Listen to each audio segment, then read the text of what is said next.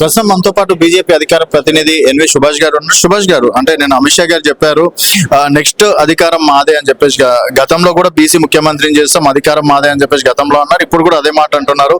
ఇప్పుడు ఉన్నటువంటి పరిస్థితుల్లో ఇటు అంటే బీఆర్ఎస్ ని కావచ్చు, కాంగ్రెస్ ని తట్టుకొని బీజేపీ ఫస్ట్ ప్లేస్ కి రావడం పాసిబుల్ అని చెప్పేసి అనుకోవచ్చా?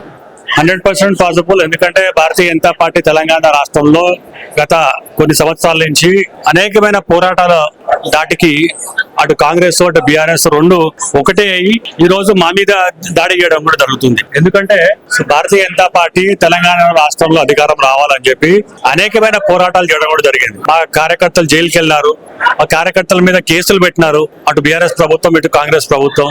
వారికి ఏకైక లక్ష్యం భారతీయ జనతా పార్టీ ఎటువంటి పరిస్థితుల్లో ఒక పేరు రావద్దు, మరి వారికి ఎటువంటి ప్రచారం కూడా రావద్దు అని చెప్పి చెప్పడం కూడా జరిగింది.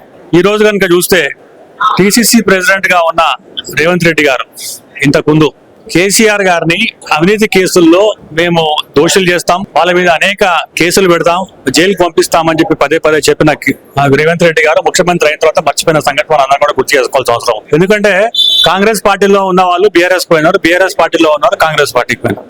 ఇది వీళ్ళిద్దరి మరి ములాఖాత్ అన్నట్టు.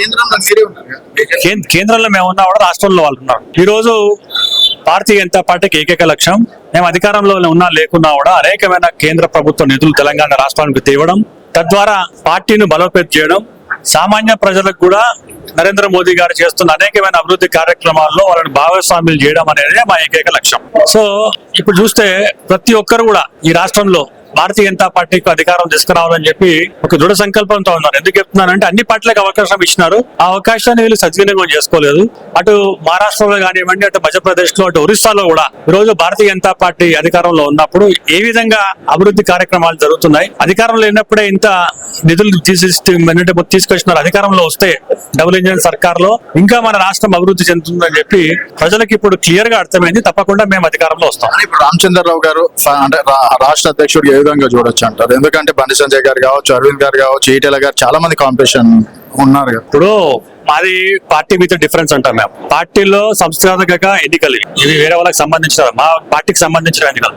గమ్మత్ ఏంటంటే మాకన్నా ఎక్కువ ఉత్కంఠ వాళ్ళ దగ్గర ఉంది. కాంగ్రెస్ పార్టీ పొద్దున టీవీలో చెప్పినాను, కాంగ్రెస్ పార్టీ ఉంది, బీఆర్ఎస్ పార్టీకు మీ అధ్యక్షుడు ఎవరైతారు అన్నట్టు. అంటే కాంగ్రెస్ కు బీఆర్ఎస్ కు పక్కింట్లో తొంగి చూసి అలవాటు ఉందన్న.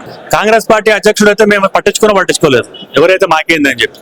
కానీ వాళ్ళు మాత్రం చాలా క్లియర్ గా ఇవాళ అనేకమైన పేర్లు వస్తున్నాయి. ఇప్పుడు 2 గంటల తర్వాత నామినేషన్ మొదలవుతుంది. పార్టీ ఎవరు నిర్ణయిస్తే వాళ్ళు, మాది పార్టీ డిసిప్లిన్ పార్టీ. ఎవరు వచ్చినా కూడా, అధ్యక్షుడు వచ్చినా కూడా మాకు ఒకటే ఏకైక లక్ష్యం, ప్రజల సమస్యల గురించి పోరాడడం, ప్రజలకు మద్దతు పొందడం, ప్రజలకు ఈ యొక్క అభివృద్ధి కార్యక్రమాల్లో మోదీ గారు చేసిన అభివృద్ధి కార్యక్రమంలో వాళ్ళని భాగస్వాములు చేయడం, తద్వారా మేము ప్రజల దగ్గర అవడం, అధికారంలో వస్తే ఇంకెక్కువ సేవ చేయడం అనే ఒకే ఒక దృక్పథంతో వాళ్ళ ఆర్గనైజేషన్ లా కంప్లీట్ చేసుకున్నాం. మేము ఇంకా 3 సంవత్సరాలు, ఇవాళ కొత్త అధ్యక్షుడు వచ్చిన తర్వాత 3 సంవత్సరాలు ప్రణాళిక చేస్తాం. మేము తప్పకుండా మేము మంచి ప్లాన్ తోటి ముందుకెళ్తాం.